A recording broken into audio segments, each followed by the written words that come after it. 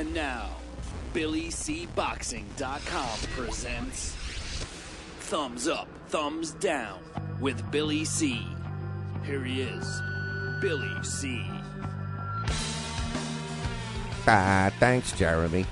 We're coming at you from the Billy C studio in Lake George, New York. I'm Bill Calogero. It's time for BillyCBoxing.com's professional boxing's Thumbs Up and Thumbs Down for today, August 7th in the year 2012.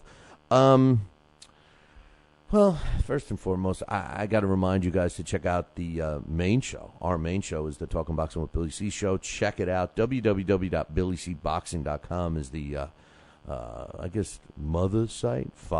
I don't know, man. Check it out. 2 hours a day, 5 days a week. Boxing at its finest. We tell you everything you need to know, a little bit of history, a little bit of what's going on now, and I should say all of the news that's going on now, a lot of opinions, and even some future projections. So check it out. You can listen to it live. You can listen to it on the radio. You can watch it on television, or you can become a premium subscriber. So for information about that, check out BillyCBoxing.com or Talkin' Boxing. That's TalkinBoxing.com. All right, today's thumbs up, thumbs down. First, we got thumbs up to the United States female fighters, flyweight Marlene Esparza and middleweight Clarissa Shields, for winning their fights. They both had buys in the first round. They won the second fight. They won their first fights in the second round. Now both are guaranteed no less than a bronze medal for this year's Olympics. You know, not only am I excited for both of these fighters and the United States, but I think that this is a great opportunity for all females in boxing and professional boxing. You know, we've been waiting for this opportunity to introduce the world to quality female fights. You know, I happen to have witnessed two female fights this past weekend, calling a show down in Georgia, Atlanta, Georgia. The first one was a pathetic display of lack of professionalism. I mean, these two fighters didn't even look like two drunk chicks at a bar getting it on and fighting. But the second fight was a showcase of a fantastic female a fighter out of Las Vegas, Marcilio Corneja, and she fought another tough girl out of Atlanta called Mia Henderson, and both of these girls basically showed me how great the female boxing divisions are going to be, and then add to this our female Olympians doing so well with our flyweight and middleweight, being guaranteed a medal. I have confidence that the female boxing rankings are going to go, the female boxing divisions are going to go up in the rankings soon. So thumbs up to our United States females. I think they're carrying more weight than the country. I think they got all of female boxing on their shoulders right now. Thumbs up also to the IBF. Yeah, I said it, man. It was kind of hard to get it out of my mouth, but the reason why I'm giving them a thumbs up is because they're ordering a pretty decent matchup. It's going to be taking place in September between Gabriel Rosado and Charles Whitaker. It's an elimination bout, and the winner gets a right to fight Cornelius Canine Bundridge for his IBF World Junior Middleweight belt. So thumbs up to the IBF for ordering a pretty decent matchup. Usually we see one-sided a matchup, but I think this is evenly matched. So now thumbs down goes to all the powers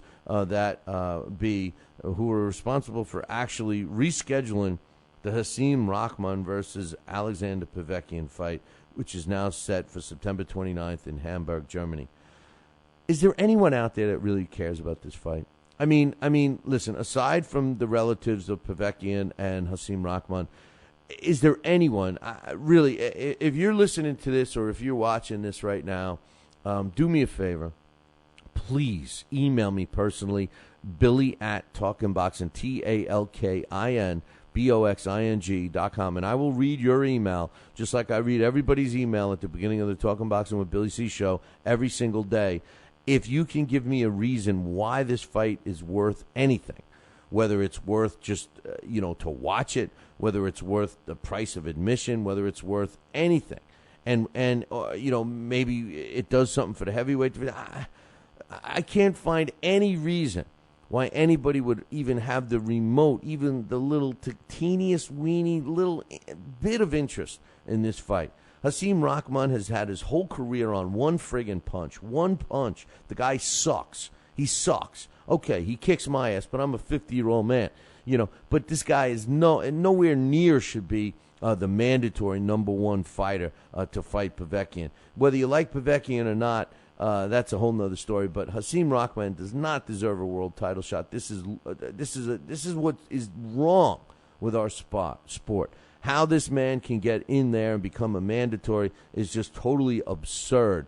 But then again, it is associated with the WBA, so I think maybe that says it all. If you have any reason why this fight should take place, let me know, because it's going to take place September 29. Thumbs down to this fight, 100% thumbs down. Thumbs down for Paul Spadafora. Why? Because he's continuing fighting Class C fighters. Come on, man. Hey, listen, this time it's Wilfredo Negron. He's 26 wins, 15 losses with a draw. The fight's taking place next week on August 18th. Paul Spadafora has to be one of the all-time biggest wastes of talent that boxing has ever seen. This was a guy that was headed for something. And then, put it all aside when he did some time in jail for shooting his girlfriend or whatever he did. Since he's come out, all they do is brag about his undefeated record. He's currently 45-0 with a draw, 19 knockouts, but he's fought nobody. He's actually fighting the same level of opposition as Hasim Rahman. I think it's a thumbs down goes to Paul Spadafora for being just a total waste of all of our time. Thumbs down for Frezequendo. Why? For still not even having an opponent set for next week. He's by the main event of a card at the Horseshoe Casino in Hammond, Indiana, and they don't even have an opponent for him yet. It's a week away. I mean, come on, man. And thumbs down to Bobby Hitz for saying that they can't find anybody. Give me a break. Nobody's willing to fight him. Yeah, nobody's willing to fight him for $100. They're saying Chris Arreola turned him down, Travis Walker turned him down. I find that hard to believe.